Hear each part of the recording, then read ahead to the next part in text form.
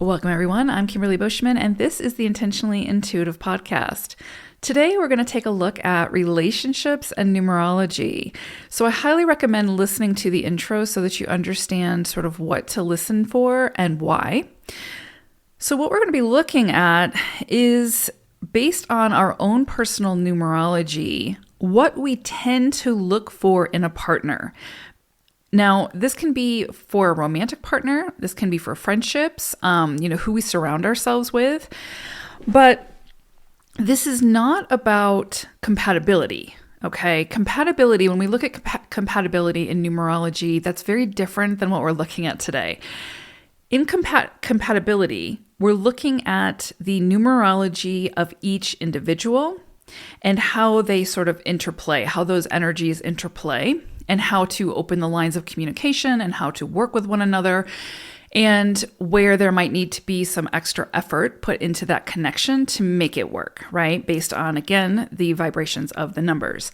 But in compatibility, we look at the numerology of each individual. And I do actually offer in-depth compatibility reports and readings on my website. So if you're interested in that, just book some time with me. My information is in the description box below.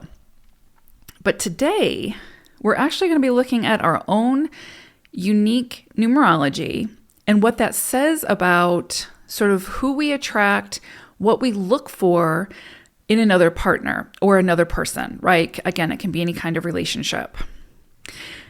Now, one thing that I will say is this energy that we look for is based on our life path number and our birthday number. And I've got the calculations down below in the description box for how to calculate for both your life path number and your birthday number. And I recommend listening for both because both interplay and play a part in, again, who we or what we look for as far as characteristics in another person, in another relationship. Now, this is what we subconsciously and consciously look for in a partner based on our own personal numerology. So what I mean by that is, obviously, when we're consciously aware of what we're looking for, it makes sense, right? There's active traits that we are seeking out in another person. But when we subconsciously do that, that's more the soul saying, this is a connection, or these are experiences that we need to have to learn something from this individual, to learn something from this soul contract. And so we can subconsciously seek out sort of the lower vibrations of the energy to teach us something. And so in this reading today, I'm going to talk about the higher and the lower vibrations of the numbers in a way that will sort of explain what we can learn from both sides of it, right? The higher expression is what we want to sort of incorporate into our own journey, right? Because again, this is the life path number and the birthday number. But for the life path number, we often will seek out an individual who has those traits or those characteristics to teach us how to step into that energy. Because remember, the life path number is what we want to step into in this lifetime. And the lower vibrations of those numbers holds wisdom, right? It has something for us to learn and to overcome and to see, what we don't want to be or what we don't want to attract, right? It's what helps us to really see through another perspective the lower vibration of, let's say, the life path number, so that we can recognize it within ourselves. So essentially, the other person becomes a mirror for us to see what it is, to see what that vibration looks like in the lower octave as well as the higher octave. I want to reiterate that it's not necessarily that the other person has this number as their life path or another prominent placement. So let's say that your life path number is 4. You might be seeking out, consciously or subconsciously, the vibration of the 4 in other people that you meet. But that doesn't mean that they have those numbers in their placements, right? In their report. So again, this is not compatibility. This is strictly based on your own numerology. What I will say about why we look at the life path and the birthday number. So again, the life path number, and again, I recommend listening for both. The life path number is, again, what we are seeking out in another person to sort of teach us how to step into that vibration. So typically we would be looking for someone that has sort of mastered those characteristics, right? Those traits. And that can help us to step into that vibration, right? With the birthday number, this actually reminds us of who we are at our core, because the birthday number shows us what we've mastered in a past lifetime. It's the gifts that we already have innately that we brought forward in this lifetime. So when we seek out someone who has that vibration or has those characteristics, it reminds us of what we already have and can tap into. And so it sort of pushes us in that direction so that we can tap into those gifts, utilize them to help us to step into the life path number. And if we encounter someone who has the characteristics and traits of our birthday number and they're in the lower octave, it can remind us of how we don't want to use that energy in this lifetime, right? Again, essentially becoming a mirror and reminding us of, again, that we want to be in the higher octave of that energy. So there's a lot to kind of take in. So again, if you have any questions, just let me know and I'll be happy to address them as I can in the comment section. But let's take a look at each life path and birthday number and the traits that can hold for a potential partner, friend, colleague, etc., any relationship. All right, let's take a look. If you are a life path 6 or you have a birthday number of 6, then you might look for or attract or be drawn towards someone who sort of embodies the energies of the 6. Now, we're going to look at the higher and the lower vibrations because the lower vibration can teach you something about yourself and sort of how to move through those lower vibrations of the 6 energy that if your life path is 6, you're being asked to move through in this lifetime to step into the higher octave or the higher vibration of the 6. If your birthday number is 6, then you might sort of attract or be drawn to the negative or the 6 energy and detriment to show you what you don't want to repeat in this lifetime. Because as a birthday number 6, you would have already mastered the 6 energy in a past lifetime. And so you would want to only tap into the higher octave of the 6. So if you're attracting someone who is in the lower octave of the 6, it's just a reminder of what you don't want to repeat in this lifetime. If you are drawn towards someone in the higher octave of the 6, then of course that is showing you what you already mastered and have access to. And it's encouraging you to see that within yourself, sort of like a mirror.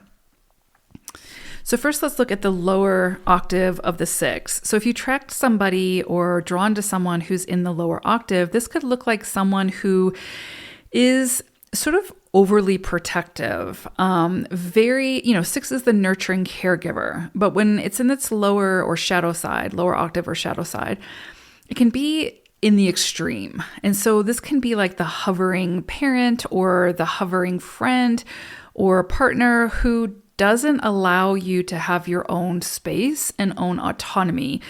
It's like this degree of like control where the person feels like they're doing it out of love and commitment, but it's really out of being overly protective, of wanting to control every piece of the puzzle in every step of the way. So that you don't get hurt or that so things go your way or that so things always work out type thing. It's like putting you in bubble wrap, which of course is disempowering. It takes your autonomy away. It tries to control every step of the way instead of letting you find your own way or teaching you how to trust yourself, right? So there is that very like overprotective, extreme type of controlling energy that's really driven from fear and is fear-based. There's also this energy of perfectionism or people-pleasing. And so you might see that this person is always trying to be in in the good light of everybody, right? Like is more about status, right? And wants to be seen as the good person, the martyr, whatever the case may be. And so their actions could sort of be overbearing in that sense, where they're trying to put on this facade of this utopia, but that utopia doesn't exist. And so it becomes almost like a charade or some kind of role that they're playing. And depending on what the relationship is with you, you could get sucked into that play or whatever, right? That role. Also, these are usually individuals who have really high expectations, like overly high expectations. And when things don't turn out the way that they feel that they should, they can become very resentful of that. And that can bleed into the connection, whatever that may be. So this would be someone who, no matter what you do, it's not enough. No matter how you show up, it's not good enough. And not because they don't care about you or whatever, but it's just those expectations are so high. They want to keep up that facade that there's this utopia, right? So the expectations become incredibly high, and that can be very difficult to live up to. Also, they're often very not so great at setting healthy standards.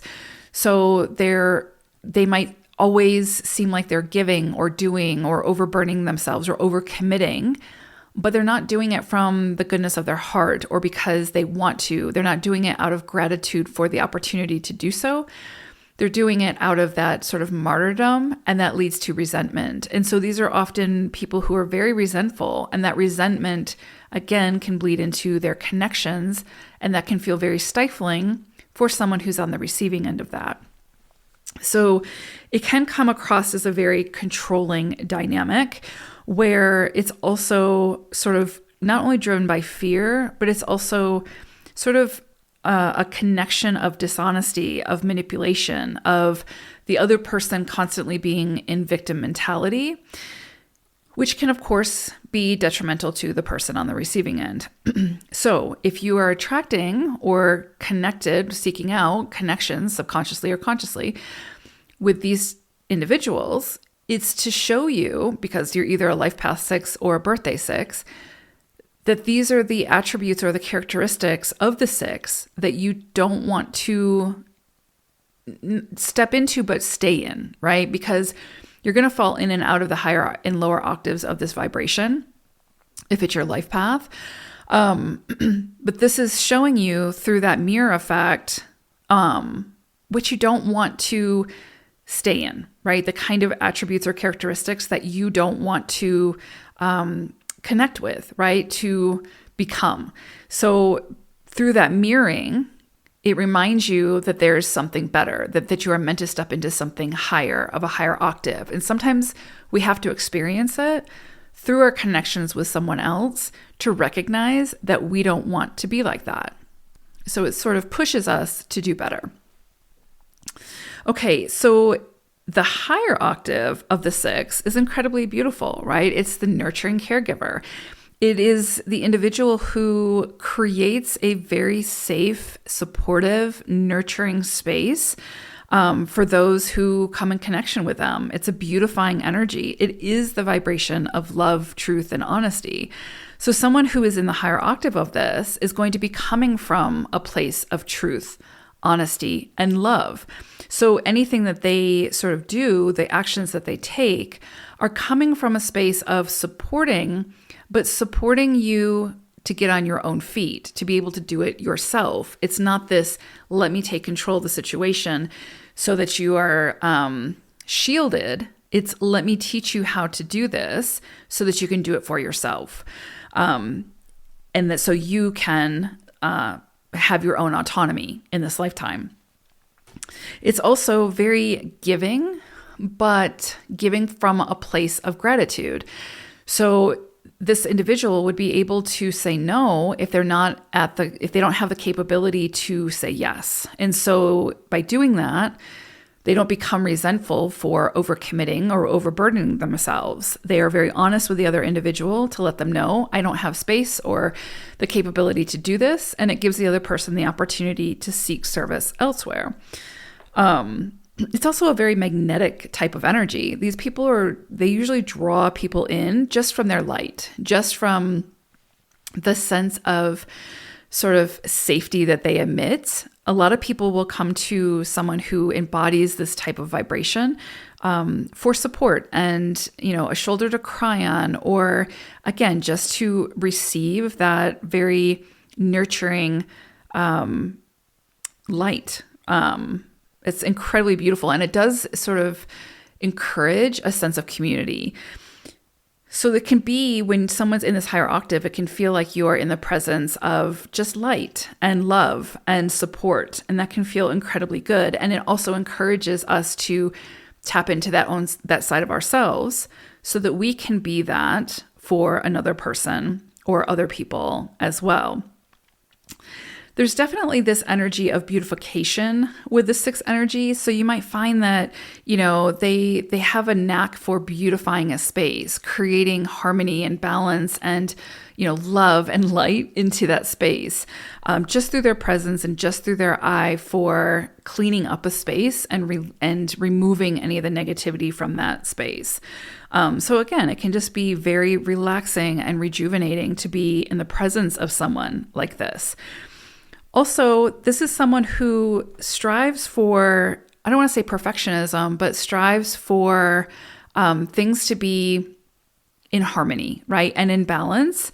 And so they're going to put forth the effort. They're going to show up. It's someone that that you can count on, but not from a standpoint of meddling or having overly high expectations, which is healthy, right? You'll also find that these are people who are usually visionaries and very justice-minded and very fair. So they might be the person who you bring a problem to, and they're going to look at all of the sides of the problem. And sometimes that can be hard to hear, because sometimes when you feel wounded, you don't always want to hear the other person's perspective who might have done the wounding. But a 6, or someone who has these characteristics, is able to acknowledge and support you in that wounding and helping you to heal, but also brings in potentially the understanding of where the other person might have been coming from. So it brings in this sense of empathy and compassion and understanding, not only for you, but for the situation at whole, and offers a new perspective, a new way of seeing things. It brings justice to a situation that might have been unfair, or at least the perspective of it. So it's an incredibly beautiful, safe, nurturing, supportive type of energy that's not there to do it, whatever it may be, for the other person, but to support that person in figuring it out for themselves and doing it their own way, so that they have that sense of autonomy. So it becomes incredibly empowering and incredibly beautiful. And also, someone who's in a higher octave of this is not stuck in victim mentality. This is somebody who understands that life happens and there's a way to move through it, and a healthy way to move through it. And to use that experience for something good, for something better. So incredibly beautiful energy.